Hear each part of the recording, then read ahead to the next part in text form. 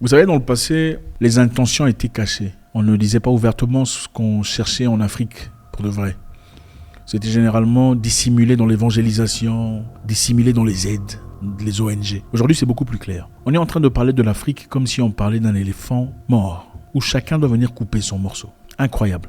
On parle de l'Afrique aujourd'hui comme si c'était un éléphant mort, où chacun doit venir couper. Écoutez cette vidéo, comment on élabore les stratégies de l'Afrique. Comment est-ce qu'il faut aller en Afrique et quelle partie de l'Afrique leur servent à quoi.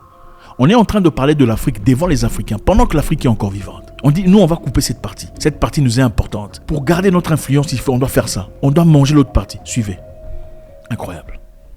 Ensuite, dans la question telle que je l'ai comprise, et là je pense que je sors un peu de mon rôle de président de Géos et je remets mon treillis de sous-chef Ops de l'état-major d'armée, c'est quel appui Géos pourrait apporter à la stratégie française.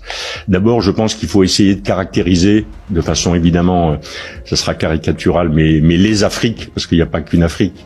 Et donc moi j'en vois 4. Je vois une première Afrique, c'est l'Afrique de l'Ouest et le Sahel, c'est l'Afrique des risques et c'est l'Afrique des frottements stratégiques avec nos compétiteurs.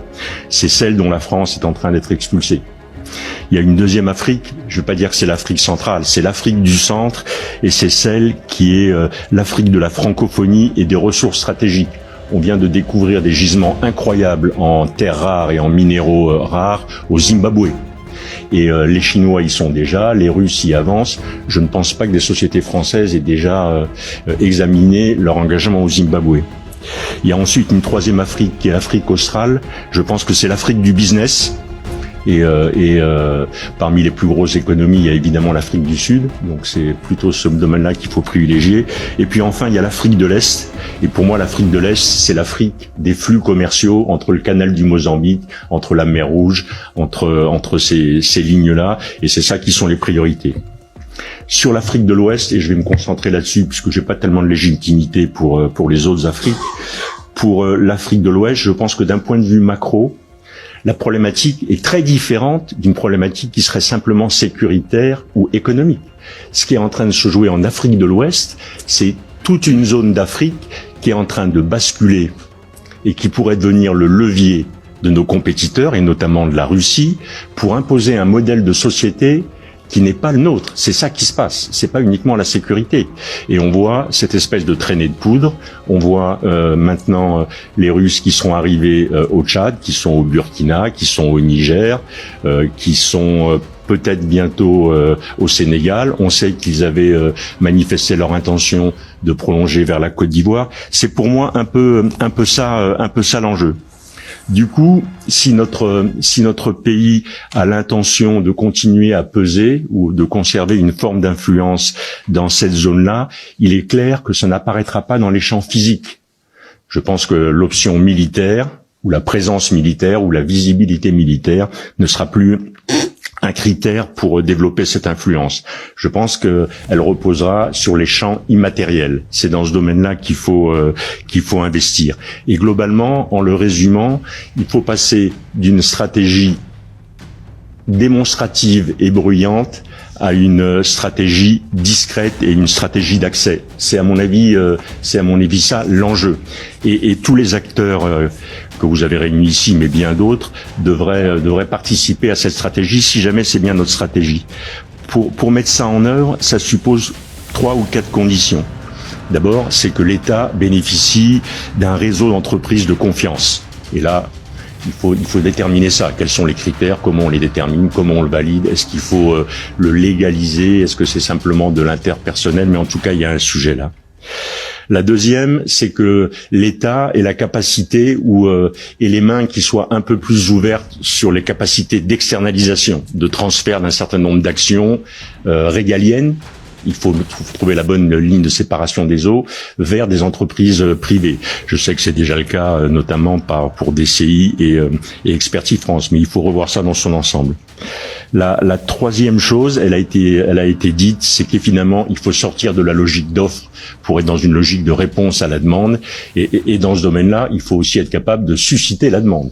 Il ne faut pas l'attendre, il faut la susciter. Mais en tout cas, il faut sortir de la logique on va vous fournir que des pneus gauches de camion si jamais il leur faut un pneu gauche et un pneu droit. C'est quand même un peu ce qui s'est passé pendant un certain temps.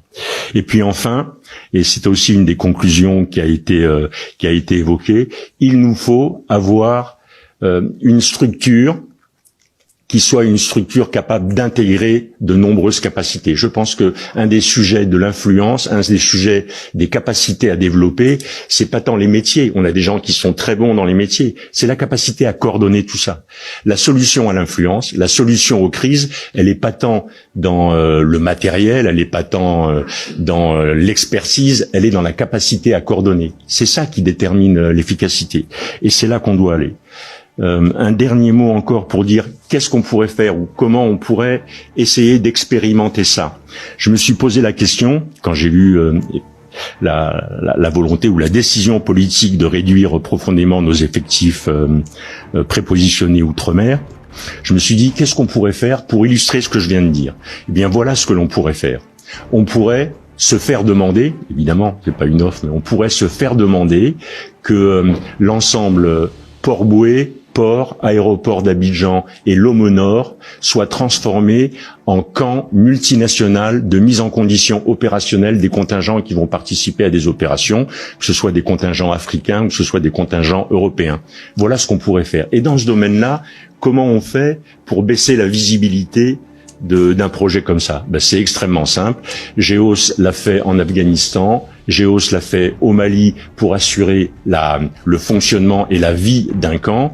Ensuite, DCI est capable de faire de la formation sans porter spécialement des uniformes français.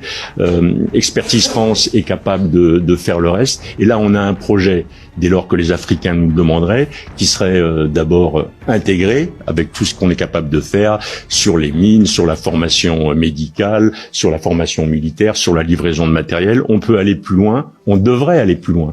Cet intégrateur, il devrait être capable de balayer le champ depuis l'humanitaire jusqu'à la formation militaire, du culturel jusqu'à l'entraînement de gens sur le camp de Lomo Nord, qui est un champ de tir assez connu. C'est un peu ça que je vois comme capacité d'intégration. C'est un peu comme ça que je vois la façon dont notre pays pourrait conserver une forme d'influence en Afrique, tout en respectant évidemment et tout en obéissant aux instructions qui nous ont été données ou qui ont été données par le pouvoir politique. Voilà, ça c'est un exemple particulier. Je pense que on peut les multiplier à l'envi. Il faut simplement qu'on ait envie de faire quelque chose comme ça. Monsieur le vice-président, j'en ai fini. Merci, monsieur mon général, d'avoir développé les quatre métiers de GEOS. Je vais donc laisser la parole maintenant à monsieur Fringant, qui est le président directeur général de Défense Conseil International. Monsieur le Président, Mesdames, Messieurs les parlementaires, chers amis, merci de me donner l'occasion de m'exprimer. DCI, Défense Conseil International, a un statut très particulier. Nous opérons plutôt dans l'ombre. En tous les cas, c'est un honneur d'être devant vous aujourd'hui. Nous sommes un outil de coopération et de rayonnement de la France depuis plus de 50 ans, mais comme vous allez pouvoir le constater, malgré ces 50 ans d'existence, nous sommes en outil neuf en termes d'influence française en Afrique. Pour éclairer mon propos, si vous me permettez, j'articulerai celui-ci en 3 temps. Dans un premier temps, très rapidement, je rappellerai en quoi, et je vous exposerai en quoi DCI est un outil d'influence très particulier au bénéfice ou à la disposition du ministère des Armées, avant d'évoquer devant vous la stratégie que DCI a retenue ces dernières années pour se positionner comme outil d'influence en Afrique. Et enfin, je terminerai en évoquant les résultats intéressants que nous avons pu obtenir ces toutes dernières années, et notamment durant l'année écoulée. Premier point en quoi DCI est un outil d'influence de la France et plus particulièrement du ministère des Armées. Pour aller à l'essentiel, je pense qu'il est important de revenir à la genèse, à la création de DCI. 1972, DCI a été créé pour accompagner les grands contrats d'export à l'armement et assurer la formation opérationnelle dans le cadre de ces grands contrats d'export. Et donc c'est en qualité d'auxiliaire et afin de ne pas obérer la capacité opérationnelle de nos forces que, sur décision et à l'initiative du ministère des Armées, cet organisme a été créé. Peu à peu, avec le temps, et en qualité d'opérateur du ministère des Armées, DCI a été chargé d'assurer plus largement des transferts de savoir-faire opérationnel des armées dans l'ensemble de leurs domaines de compétences, y compris les plus critiques, et en intégrant les savoir-faire de la Direction générale de l'armement. Tout cela, évidemment, vous l'avez compris, dans le cadre de programmes de coopération internationale.